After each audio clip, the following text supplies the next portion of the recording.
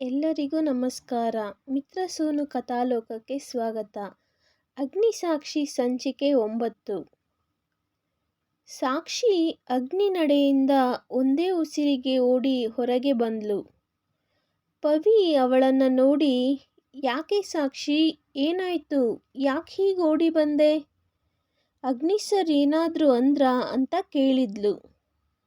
ಅದಕ್ಕೆ ಸಾಕ್ಷಿ, ಪವಿ ಮೊದಲು ಇಲ್ಲಿಂದ ಹೋಗೋಣ ನಡಿಯೇ ಅಂತ ಹೊರಗೆ ಬಂದ್ಲು. ಹೊರಗೆ ಬಂದು ನೀರು ಕುಡಿದು ಸ್ವಲ್ಪ ಹೊತ್ತು ಸುಧಾರಿಸಿಕೊಂಡ್ಳು. ಅಗ್ನಿ ಸನಿಹಕ್ಕೆ ಸಾಕ್ಷಿಯ ಎದೆ ಬಡಿತ ಜೋರಾಗಿ ಬಡಿದುಕೊಳ್ತಿತ್ತು. ಸಾಕ್ಷಿಯ ನಡವಳಿಕೆಯಿಂದ ಪವಿಗೆ ಡೌಟ್ ಬಂದಿತು. ಸಾಕ್ಷಿ, ಅಗ್ನಿ ಸರ್ ಏನಾದರೂ ಬೈದ್ರಾ? ಅದಕ್ಕೆ ಟೆನ್ಷನ್ ಆಗಿದ್ಯಾ ನೀನು ಅಂದ್ಲು. ಸಾಕ್ಷಿ ಪವಿನ ನೋಡಿ, ಹೇ ಇಲ್ಲ ಪವಿ, ನನಗೆ ಈ ಅಗ್ನಿ ಸರ್ ಅಂದರೆ ಆಗಲ್ಲ ಅಲ್ವಾ, ಅದಕ್ಕೆ ಕೊಟ್ಟು ಓಡಿ ಬಂದೆ, ಸ್ವಲ್ಪ ಸುಸ್ತು ಆಯಿತು ಅಷ್ಟೇ, ನಡಿ ಬೇಗ ಹೋಗೋಣ ಅಂತ ಕ್ಯಾಬ್ ಮಾಡಿಕೊಂಡು ಮತ್ತೆ ಕಂಪನಿ ಕಡೆ ಬಂದರು.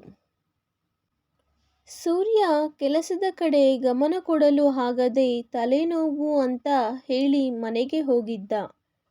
ಸಾಕ್ಷಿಗೆ ವಿಷಯ ಗೊತ್ತಾಗಿ, ಬೆಳಗ್ಗೆ ಎಲ್ಲ ಚೆನ್ನಾಗಿದ್ನಲ್ಲ, ಇವಾಗೇನಾಯಿತು ಸೂರ್ಯಗೆ ಅಂದುಕೊಂಡ್ಳು. ಅಗ್ನಿ ಕಂಪನಿಯಲ್ಲಿ ಇದ್ದಾಗ ಅಗ್ನಿ PAಗೆ ಫೋನ್ ಬಂದಿತು.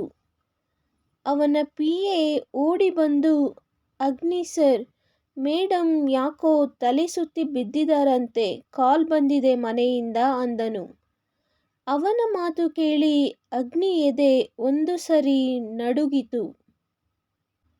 ತಟ್ಟನೆ ಕಾರಲ್ಲಿ ಮನೆ ಕಡೆ ಹೊರಟ. ಮನೆಗೆ ಬಂದು ಶಾಂತಲಾ ಅವರ ರೂಮಿಗೆ ಓಡಿ ಹೋದನು. ಡಾಕ್ಟರ್ ಚೆಕಪ್ ಮಾಡ್ತಿದ್ರು. ಹೋದವನೇ ಡಾಕ್ಟರನ್ನು ಕೇಳಿದ, ಡಾಕ್ಟರ್ ಏನಾಯಿತು ನಮ್ಮ ಅಮ್ಮಗೆ, ಪ್ಲೀಸ್ ಹೇಳಿ. ಅದಕ್ಕೆ ಡಾಕ್ಟರ್, ಮಿಸ್ಟರ್ ಅಗ್ನಿ, ನೀವು ನಿಮ್ಮ ತಾಯಿ ಹತ್ತ ಸ್ವಲ್ಪ ಗಮನ ಕೊಡಿ, ಅವರು ತುಂಬ ವೀಕ್ ಆಗ್ತಿದ್ದಾರೆ, ಮನಸ್ಸಲ್ಲಿ ಯಾವುದೋ ವಿಷಯಕ್ಕೆ ಕೊರಗ್ತಾ ಇದ್ದಾರೆ ಅನಿಸುತ್ತೆ, ಅದೇನು ಅಂತ ಕೇಳಿ, ಆಮೇಲೆ ಟೆನ್ಷನ್ ಆಗೋ ವಿಷಯಗಳು ಇವೆಲ್ಲ ಅವರಿಗೆ ಹೇಳಬೇಡಿ. ಸಾಧ್ಯ ಆದಷ್ಟು ಅವರ ಆಸೆ ಕನಸು ಎಲ್ಲ ನೆರವೇರಿಸೋಕೆ ಪ್ರಯತ್ನ ಪಡಿ ಅಂದರು. ತಗೊಳ್ಳಿ ಇದೆಲ್ಲ ಟ್ಯಾಬ್ಲೆಟ್, ಡೈಲಿ ಊಟ ಆದಮೇಲೆ ಕೊಡಿ, ನಾನಿನ್ನು ಬರ್ತೀನಿ ಅಂತ ಹೋದರು. ಅಗ್ನಿ ಡಾಕ್ಟರ್ ಹೇಳಿದ ಮಾತಿಗೆ ಶಾಕ್ ಆಗಿದ್ದ. ಅಗ್ನಿ ರೂಮಿಗೆ ಹೋಗಿ ತನ್ನ ತಾಯಿಯ ಕೈ ಹಿಡಿದು ಕೂತನು. ಶಾಂತಲಾ ನಿಧಾನಕ್ಕೆ ಕಣ್ಣು ಬಿಟ್ರು. ಮಾಮ್, ಇವಾಗ ಹೇಗಿದ್ದೀರಾ, ಏನಾಯಿತು ನಿಮಗೆ, ನನಗೆಷ್ಟು ಟೆನ್ಷನ್ ಆಯಿತು ಗೊತ್ತಾ ವಿಷಯ ಕೇಳಿ, ನನಗೆ ಅಂತ ಇರೋದು ನೀವೊಬ್ಬರು ಅಷ್ಟೇ, ನಿಮಗೇನಾದರೂ ಆದರೆ ನಾನು ಮಾತ್ರ ಸುಮ್ಮನೆ ಇರಲ್ಲ ಮಾಮ್. ಪ್ಲೀಸ್ ಮಾಮ್, ಟೈಮ್ಗೆ ತಿಂಡಿ ಮಾಡಿ, ನಿಮಗೆ ಏನು ಬೇಕು ನನ್ನ ಕೇಳಿ ಅಂದನು.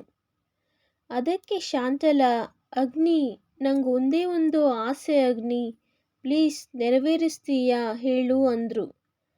ಅಗ್ನಿ ತಾಯಿ ಮಾತಿಗೆ, ಏನು ಹೇಳು ಮಾಮ್, ನಿಮಗೋಸ್ಕರ ನಾನು ಏನು ಬೇಕಿದ್ರೂ ಮಾಡ್ತೀನಿ, ನನಗೆ ನೀವಷ್ಟೇ ಮುಖ್ಯ ಅಂದನು.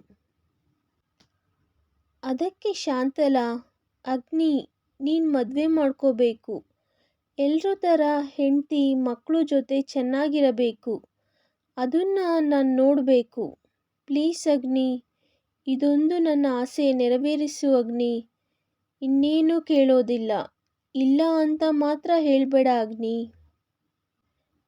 ನಿನ್ನ ಈ ರೀತಿ ಒಂಟಿಯಾಗಿ ನಂಗೆ ನೋಡೋಕೆ ಆಗ್ತಿಲ್ಲ, ನಾನಿಲ್ಲ ಅಂದರೆ ನಿನ್ನ ಕತೆ ಏನು, ಅದಕ್ಕೆ ನಿಂಗೊಬ್ಬಳು ಸಂಗಾತಿ ಬೇಕು ಅಗ್ನಿ, ಇಲ್ಲ ಅನ್ಬೇಡ, ಮದುವೆ ಮಾಡ್ಕೋ ಅಗ್ನಿ ಅಂತ ಕೇಳಿದ್ರು.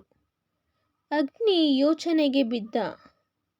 ಸರಿ ಮಾಮ್, ನಾನು ಮದುವೆ ಆಗೋದ್ರಿಂದ ನೀವು ಖುಷಿಯಾಗಿ ಇರ್ತೀರಾ ಅಂದರೆ ನಾನು ಮದುವೆ ಆಗ್ತೀನಿ ಬಿಡಿ, ಇನ್ಮೇಲೆ ಹೀಗೆ ಯೋಚನೆ ಮಾಡ್ತಾ ಇರಬೇಡಿ ಅಂದನು. ಅಗ್ನಿ ಮಾತಿಗೆ ಶಾಂತಲಾ ಅವರಿಗೆ ತುಂಬಾನೇ ಖುಷಿ ಆಯಿತು.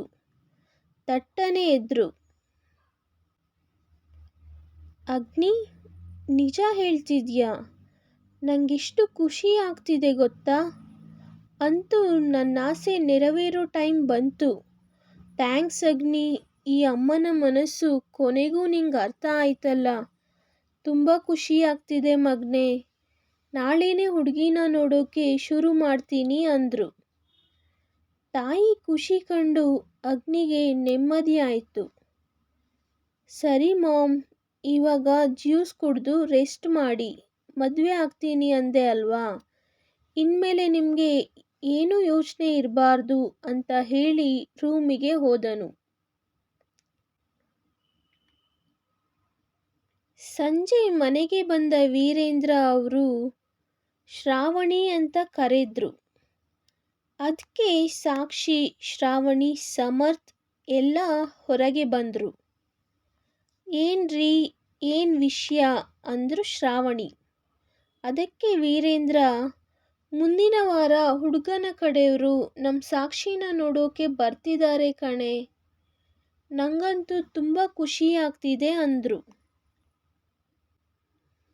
ಸಮರ್ಥ್ ಕೂಡ, ವಾವ್ ಪಪ್ಪ, ಅಕ್ಕ ಮದುವೆನಾ? ನಾನಂತೂ ಈಗಲೇ ಯಾವ ಥರ ಬಟ್ಟೆ ತಗೋಬೇಕು ಅಂತ ನೋಡ್ತೀನಿ ಅಂದನು. ಅದಕ್ಕೆ ಸಾಕ್ಷಿ, ಹೇ ಕೋತಿ, ಮೊದಲು ನನ್ನ ಕಳಿಸೋಕೆ ಕಾಯ್ತಾ ಇದ್ದೀರಾ ಅಲ್ವಾ? ಪಪ್ಪ ಪ್ಲೀಸ್ ಪಪ್ಪ, ಇವಾಗಲೇ ಬೇಡ, ಅವ್ರಿಗೆ ಹೇಳಿ ಅಂದ್ಲು. ಅದಕ್ಕೆ ವೀರೇಂದ್ರ, ನೋಡಮ್ಮ ಸಾಕ್ಷಿ, ನಿನ್ನ ತಂದೆ ತಾಯಿ ಏನೇ ನಿರ್ಧಾರ ತಗೊಂಡ್ರು ನಿನ್ನ ಒಳ್ಳೇದಕ್ಕೇನೆ. ಮುಂದೆ ಈ ಥರ ಸಂಬಂಧ ನಮಗೆ ಸಿಗಲ್ಲ. ಹುಡುಗ ಕಡೆಯವರು ಒಳ್ಳೆಯವರು. ನೀನು ಚೆನ್ನಾಗಿರ್ತೀಯ ಮಗಳೇ. ನಾನು ಮಾತು ಕೊಟ್ಟಿದ್ದೀನಿ. ನನ್ನ ಮರ್ಯಾದೆ ಕಾಪಾಡೋದು ನಿನ್ನ ಕರ್ತವ್ಯ ಅಂದರು ವೀರೇಂದ್ರ. ಸಾಕ್ಷಿ ಏನೂ ಮಾತಾಡದೆ ರೂಮಿಗೆ ಹೋದ್ಲು. ಛೇ, ಈ ಪಪ್ಪನಿಗೆ ಏನು ಆಗಿದೆ? ಹುಡುಗ ಬರ್ತಾನಾ? ಬರಲಿ, ಅವನಿಗೇನೆ ಹೇಳ್ತೀನಿ ನಂಗಿಷ್ಟ ಇಲ್ಲ ಅಂತ ಅಷ್ಟೆ. ಸೋ ಸಿಂಪಲ್ ಅಂದುಕೊಂಡ್ಳು ಸಾಕ್ಷಿ. ಇವತ್ತಿನ ದಿನ ನೆನೆಸಿಕೊಂಡಾಗ ಬರೀ ಅಗ್ನಿನೇ ಅವಳ ಕಣ್ಣ ಮುಂದೆ ಇದ್ದನು. ಥೂ, ರಾಕ್ಷಸ ಅವನು. ಯಪ್ಪ, ನನ್ನ ಹತ್ರನೇ ಬಂದ್ಬಿಟ್ಟ. ಅವನ ಹತ್ರ ಬರ್ತಿದ್ರೆ ನನ್ನ ಎದೆ ಬಡಿತ ಜೋರಾಗಿ ಬಡಿಯೋಕೆ ಸ್ಟಾರ್ಟ್ ಆಯಿತು. ಅವನ ಮುಂದೆ ಮಾತ್ರ ಹೋಗಬಾರ್ದು. ಸರಿ ಇಲ್ಲ ಅವನು. ಕೈ ನೋಡು, ಇನ್ನೂ ನೋವ್ತಿದೆ ರಾಕ್ಷಸ ಅಂತ ಬೈದುಕೊಂಡು ನಿದ್ದೆ ಮಾಡಿದ್ಲು ಸಾಕ್ಷಿ. ಅಗ್ನಿ ಫ್ರೆಶ್ ಆಗಿ ಸಾಕ್ಷಿ ಜುಮ್ಕಿ ಹಿಡಿದು ಕೂತನು. ಬಜಾರಿ ಸಾಕ್ಷಿ ಅವಳು. ಈ ಅಗ್ನಿಗೆ ಎದುರು ಮಾತಾಡೋದು ನೀನೊಬ್ಳೇ ನೋಡು. ನನ್ನ ಕಂಡ್ರೆ ಎಲ್ಲ ಭಯ ಪಡ್ತಾರೆ. ಆದರೆ ನೀನು ನನ್ನ ಜೊತೆನೇ ಜಗಳ ಮಾಡೋಕೆ ಬರ್ತೀಯ.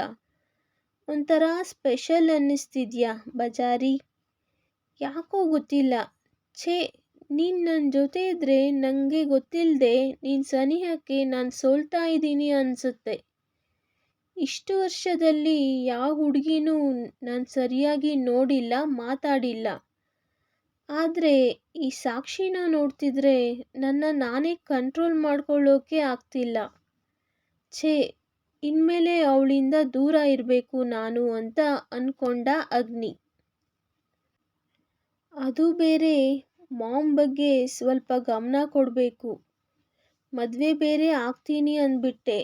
ಮಾಮ್ ಇನ್ನು ಅದೆಷ್ಟು ಟೆನ್ಷನ್ ತಗೋತಾರೋ ಏನೋ. ಇದೇ ಟೆನ್ಷನಲ್ಲಿ ಕಣ್ಣು ಮುಚ್ಚಿದ್ದ ಅಗ್ನಿ. ಮುಂದುವರಿಯುವುದು. ನಮ್ಮ ಕತೆ ಇಷ್ಟವಾದಲ್ಲಿ ದಯವಿಟ್ಟು ಎಲ್ಲರೂ ಸಬ್ಸ್ಕ್ರೈಬ್ ಮಾಡಿಕೊಂಡು ಲೈಕ್ ಮಾಡಿ, ಕಮೆಂಟ್ ಮಾಡಿ ಹಾಗೂ ಶೇರ್ ಮಾಡಿ ಮತ್ತು ಸಪೋರ್ಟ್ ಮಾಡಿ. ಧನ್ಯವಾದಗಳು.